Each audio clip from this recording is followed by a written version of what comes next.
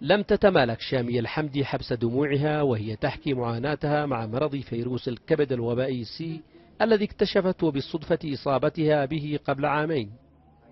على فراش المرض تصارع شامية هذا الفيروس الذي انتهى بها إلى تليف بالكبد ما أفقدها القدرة على التركيز.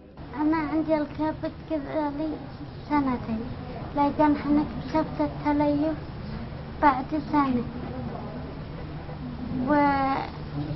وكان يحصل انتفاخ كان متضايق.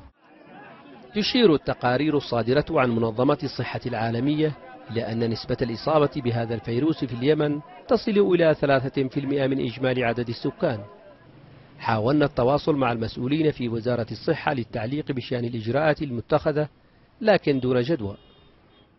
ويؤكد الأطباء المختصون أن هذه النسبة في ازدياد مما يستدعي دق ناقوس الخطر. النسبة في تزايد مستمر حسب الأبحاث والدراسات الأخيرة. النسبة تتراوح من بين 3 إلى 5% من إجمالي التعداد السكاني.